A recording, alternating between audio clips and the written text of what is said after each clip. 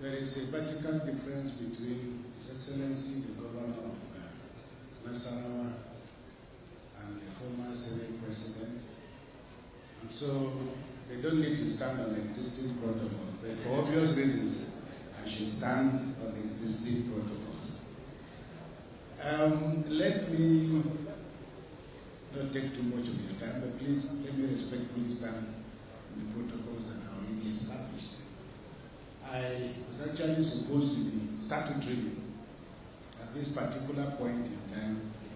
I was rounding up the chairing of a meeting of Veritas University in Abuja, of which I'm chairman, pro-chancellor, and chairman of council. But for the first time, I had to adjust the date because when His Excellency called me, the thread was veiled, but I got the message. And since he didn't want to take no for an answer, I had to concede. But I'm also here, and I think Your Excellency permit me, let me say in solidarity, your courage, your boldness. I want to thank you because you smoothened a few feathers, but let me ask God to grant eternal peace to the soul of Ardo Bawuro, who lost his life. I also congratulate you for setting Sunday Jackson free. May this healing become a reality in our lives. The writer of the book has already done most of what I was supposed to do. He wrote the book himself. But let me take the next few minutes or so. The book itself is made up of 5 chapters. It has an addendum, which are voices of endorsement from friends, colleagues on the subject in question. Chapter 1 of the book is titled The Voodoo of the City. In this opening chapter, the author literally enters the scene with historical guns blazing. In a very eloquent, alluring, and gripping language, the author provides the reader with a historical backdrop against which to appreciate the entire theme of the book. In this way, the reader is guided into the ecosystem that produced the subject Amadou Fintiri. In his narration, history literally collides with cultural makings, formed in the forest of distorted worldviews, views and claims founded on dubious supremacist walls of liars and manipulators of the existential realities of history, producing in the process what I call mixed visions. The author helps the reader appreciate why ideals tend to fall on their faces in Africa in general and Nigeria in particular.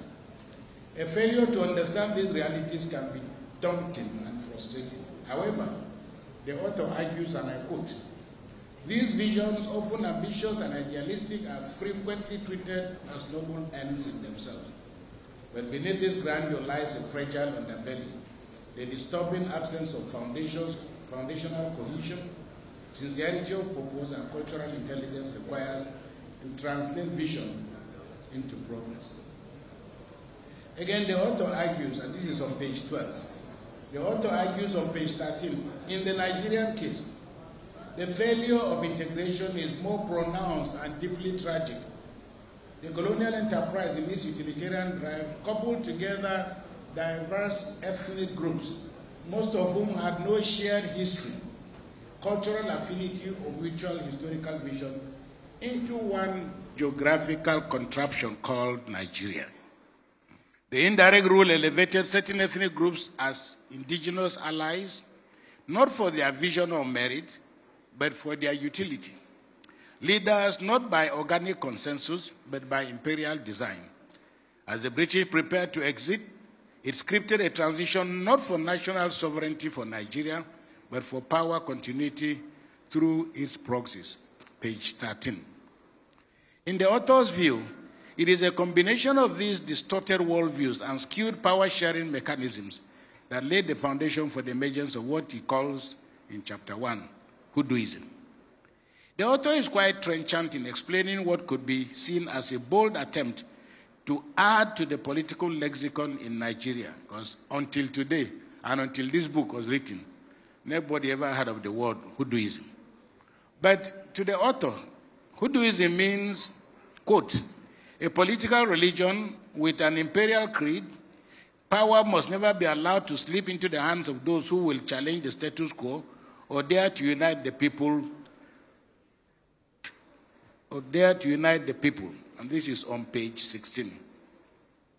The author goes on to situate the nature of the instrumentalization of levers of power that has enabled hoodooism to flourish. Hoodooism derives from the name of a gentleman hitherto unknown to many Nigerians. His name is Hudu Yunus Ali, a lawyer who had been serving in Adamawa as the resident electoral commissioner.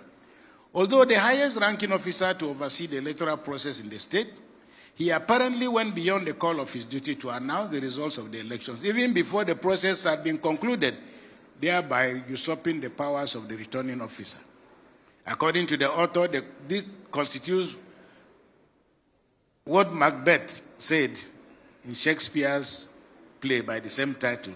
It constitutes what the author calls, on page 29, eating the insane root which had taken reason prisoner.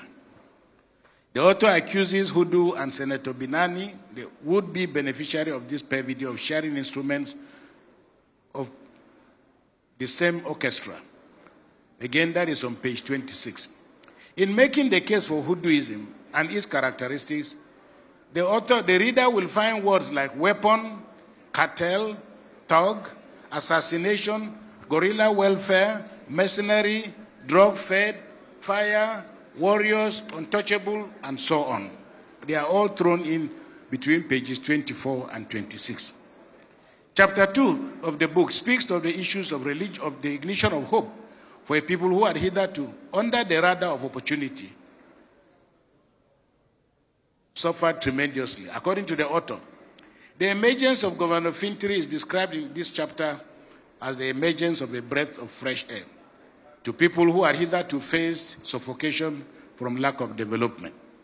This end seemed the sobriquet fresh air governor. In chapter 3, the author addresses the issues around what he refers to as the essence and the driving force of the man, his mission and his mandate. The chapter highlights the agenda that drove Governor Fintiri, his strategy, his achieving the hopes for renewal of both the cultural worldview of his people and the challenges of bringing them to the daylight of development.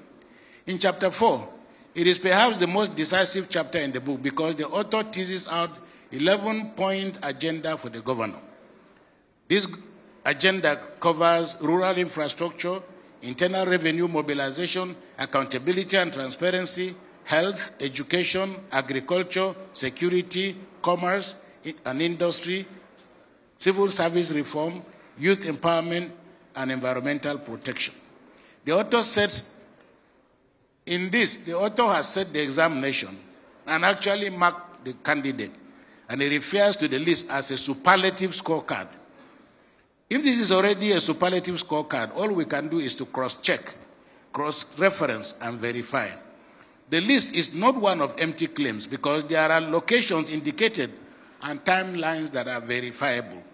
So all the critics can do is not to quarrel with the facts and the claims, but to legitimately be encouraged to trust but verify. As they say in Hausa, Ganiya Koriji. Let me now simply attempt to summarize this superlative scorecard. On rural infrastructure, the author presents the governor as using this as a way of impacting the lives of the citizens of Adamawa. Infrastructure is literally everything, and here using the provision of water and power supply, the setting up of community and social development agency, the Ministry of Water Resources, Housing and Urban Development, collaboration with national and international NGOs and donor agencies, the governor is able to pull together and engage in the transformation of the lives of the citizens of Adamawa State. In the lives of the people of Adamawa, it is a case of the fulfillment of what we find in Isaiah chapter 9, verse 10, namely, a people that walked in darkness have seen a wonderful light. In agenda number 2, on internally generated revenue, it showed that by developing technological innovation such as the use of TSA, biometric exercises, BVN, online payments, the government was able to reduce corruption and increase revenue to the state, with salaries now coming on the 25th of the month. That is said on page 126/27. The investment drive that brought Bua Cement to Guyuk, increase of vehicles in the transportation sector were all life-changing strategies for the development of the state. Agenda 3 addresses accountability and transparency, a very thorny issue in a thoroughly corrupt country such as Nigeria. Following the innovative strategy of publishing allocations to states and local government, citizens are exposed to understand and to cross-check the resources coming to their state. So rather than the arbitrary promotions in the civil service that many in our country, Nigeria, are used to, the state introduced examinations as conditions for the promotion to the position of permanent secretary. Agenda number 4 speaks to the health issue, and it lists a spread of facilities provided across the state. This includes locations and stages of completion of all projects. Out of the 46 projects listed here, none apparently was left uncompleted. Again, you can find that on page 145 and 148. It is left for the communities themselves, the individual citizens in Adamawa State, again, to be vigilant and to verify. Agenda number 5 focuses on human capital development. Again, the reader can see from this development across the state, because they are elaborated on pages 169 to 174 and on pages 177 to 178. Agenda number 6, 7, 8, 9 speak to agriculture, security, commerce and industry, civil service reform and youth empowerment, and finally, environmental protection and climate change. The book ends with voices and perspectives, being a documentation of interviews and comments of friends on the subject. The book ends with a selection of speeches and the subject covering different thematic areas in the course of his administration. The last pages of the book, which is pages 311 to 332, present a list from the Ministry of Works showing projects and their status as of 2022. Again, readers have an opportunity to check, cross-check, and verify the claims made in the book. And now, having given you a glimpse into the book, I wish just to take the next few minutes to do what I'm called here to do, namely to critique the book. And I just made a few points, 6, 7 points. First, the reader of this book will be left with no doubt as to the commitment of the writer to his subject. He does not shy away from the fact that he is first partisan and dedicated to giving the world a view of a man he has admired and had the honor of working with. To this extent, the book, those who admire or wish to vilify the governor have been served all that they need to weigh the subject. Thus, the first thing to say is to commend the author for undertaking the task. Its importance lies in his presenting us with a back-to-back view of the man, Ahmadu Umaru Fintiri, his struggles to power, and how he has used that power for the service of his people. Writing history is important for the development of nations because citizens have a chance to weigh the struggles of the winners and the losers. 2, the author deployed his skills in making a very good case for his principal. He has written out of conviction over the personality and the achievements of his principal. The only way to quarrel with his conclusion will be for his critics to write their own accounts or offer corrections and interpretations. This is how history shapes public opinion and enriches society. When these corrections are made and clarifications are made, then readers will appreciate that in the end, history has no finishing posts. The author himself demonstrated this by interrogating our assumptions about colonial rule and what I refer to as caliphal historiography. 3, the villains in the book are Barrister Hudu Yahya Ari and Senator Aishatu Binani, according to the author. To him, Barrister Ari is a civil servant turned mercenary or political manipulator, on page 18. We all have to wait Barrister Ayi's and Senator Binani's responses not only to the charges, but to the author's characterization of their intents and purposes. We cannot blame Senator Binani, in my view, as a contestant for stepping forward with a speech, especially if she had been told that this coup has succeeded. In 1986, in the quarterfinals of the World Cup, Maradona scored a goal against England, obviously with the result of using his hand, as you can see from the video. The referee let the goal stand, and when Maradona was asked, Maradona said he scored with the hand of God. So, Senator Binani could have claimed that her victory may be the result of the voice of God. The burden of proof lies with INEC, not with her. In all of this, the stories are still incomplete.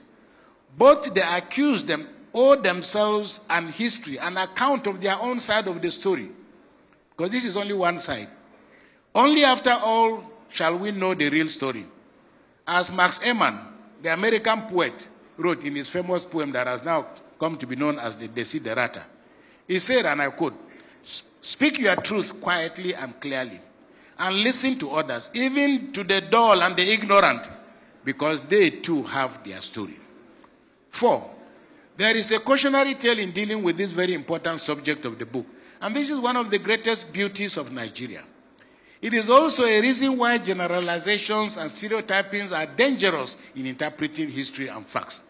The complex web of our dear country and the intersection of relationship beckons on all not to fall victim to stereotype or inhabit an imaginary world in which we are only separated by social class, religion, ethnicity, ideology, and so on. We are in this mix. Senator Ishaku Abo comes across in the book as one of Aisha Binani's allies. Yet, he's a Christian. It is easy to call him a traitor, but it adds to the beauty of politics in Nigeria. Again, how do we explain the fact that, and I'm happy that the governor of Bauchi is here, my good friend, whom I haven't seen for a long time. Because Barrister Ari is from Bauchi. And the strange thing about this, and listen to me very carefully, the strange thing here is that if you follow this conspiracy theory and you tie it down to religion or any other thing, the chairman of INEC, Mahmoud, is from Bauchi. So you would have expected that Mahmoud will do Barrister Ari a favor. And yet, from the same Bauchi, despite being Muslim, whatever you may say about about INEC, under his chairmanship, they were still able to overturn the result. And I think that is a plus for how complex Nigeria's politics and history is. So the point I'm making here is that from reading this book, we must understand the complex web, that Nigeria is not divided between Christians and Muslims, or men and women. Nigeria is a complex, very beautiful country whose beauty lies in the complexity of these identities. Because today you find yourself aligning with somebody for a different cause. Next tomorrow you find yourself aligning with a Christian against a Muslim, or aligning with a Muslim, two Muslims aligning against. So this is politics, and I think the great beauty of politics is that it enables us to walk through these identities and to weld a nation of good people. 5th, there are other lessons. The issues are not in black and white, Christian or Muslim, men and women. It is interesting also that in the book, Alhaji Atiku Abubakar, the Wazir in Adamawa, is presented in the book as the mother of twins, not able to sleep on one side. He maintains a dignified neutrality in the politics of Adamawa, at least within the context of the politics of the moment. He shows the measured maturity of a statesman, rising above the fray of local politics. Governor Fintiri has been accused by the narrow-minded of not being a good Muslim because of his policy of incorporation and seeing beyond the limited and blinkered view of religion. However, this is how it should be. Good politics should build, not divide our communities. The author labored to make this point of the urgency of inclusion. And this is a legacy that the next generation of Adamawa youth, sons and daughters, must try to pursue. This is why I was very pleased to watch these Adamawa voices sing, because I don't think all of them are necessarily Christians, but we can see that the next generation is looking beyond. You can compose a wonderful orchestra, made up of different voices. Beautiful music comes when different instruments are harmonized together. Sixth, in all this, it's a beautiful piece of writing. The book is not a biography of Governor Fintiri, as his friends call him, or AUF. We have to wait for him to do so by writing his own autobiography. For a book of over 300 pages, we have only 12 paragraphs and less than 4 pages speaking to us about the life of this man whom they could not stop. We don't know what water he drank. We don't know how he managed to achieve this spirit of invincibility. But we have to wait for that. Because the subtitle is Unveiling Ahmadu Umaru Fintiri. In all this, the author is at his hyperbolic best. Because, and he does so with justification. And I just quote a few things. He says, for example, that for Governor Fintiri, religion is a bridge and not a wall. A personal compass and not a public sword. Governance is a platform, not a pyramid. Governing not from the peak of power, but from the trenches of compassion. And that marriage is a divine harmony and purposes of a relationship. At least in speaking to the marriage of Governor Fintiri and his wife. But of course, he makes the point that both of them were born on the same day. But as I said, he gives us a very good account of what it is that makes this man to do the things that he does. My friend, Bishop Stephen Damimanza, who is not here, it was from him that I heard so much about the governor. I can not remember how many times I will call Bishop Mamza, and he will say to me, oh, governor has just left here now, or the governor came yesterday. I was quite envious, but this is a holy envy. I have interacted and watched power at very close quarters, but the chemistry between the governor and the people of Adamawa is exemplary. On the 12th of April 2021, I was here in Yola with my friend Bishop Mamza and His Excellency to launch the IDP housing project built by the Catholic Church for men and women of all faiths. I did call on the Muslim community here and in the whole of northern Nigeria to emulate this gesture. Because I also call on my Muslim brothers, let's find common institutions that we can build other institutions, not just about all Muslims coming to Catholic schools. We like Catholics to also go to Muslim schools. Not about Catholics coming, Christians coming, Muslims coming to Christian hospital. We want to be able to have social spaces that we can interact. And we cannot interact by just conferences and seminars. And then on the 1st of November, I was here at the university when Bishop Mamza received his honorary doctorate degree. I heard all the wonderful things that were said about him. Your Excellency, for displaying that true leadership is about courage, to take decisions that are life-changing and costly, but in the long run, build societies. Without the whites, apartheid would not have ended. Without courageous Muslim leaders like you, we will remain trapped in a cesspool of bloodshed in the name of religion by children of the devil who believe that some people are superior and others are children of a lesser God just based on religion. We have to work collectively in Nigeria. Because I used to say to my friend, the Sultan, I said jokingly to him, had you been born in southern Kaduna, your name would have been Thomas or Philip. Had I been born in Sokoto, my name would have been Abdullahi or Ahmadu. So these are, we call them human construction, but what do we make of them? And I agonize because what is happening to us in Nigeria is not happening in Ghana, it's not happening in Sudan, it's not happening in Niger, it's not happening anywhere. There is no other country in the whole world where they can kill 10 people on Monday, 50 people on Tuesday, 100 people on Wednesday, and we are still celebrating and nothing stops. We can't go on like this. Finally, Your Excellency, I wish that His Excellency can use his experience, and I'm happy that three very important people who are here. Governor of Bauchi, Governor of Nasarawa, former Senate President, who have had quite some interaction with the Catholic Church.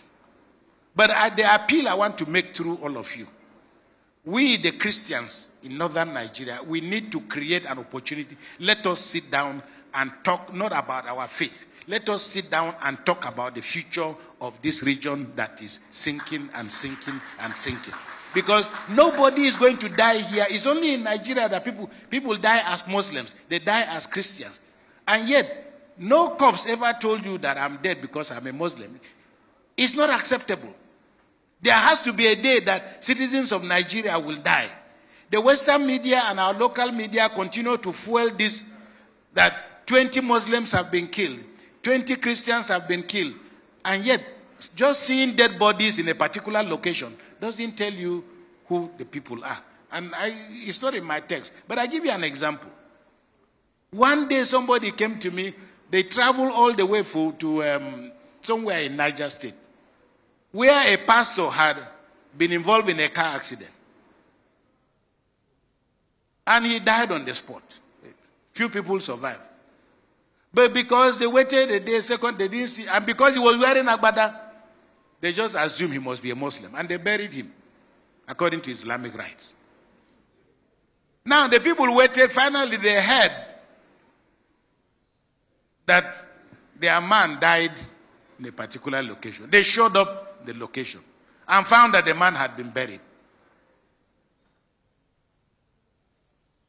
The body was already beginning to rot. What are you going to carry a rotting body back home because he was buried by Muslims? These are things that elsewhere people have settled them. It's only in Nigeria that we are still battling with all these things and will not be able to progress. Please use your voice and help us to tell your brother governors we want a platform to sit down so we can work together.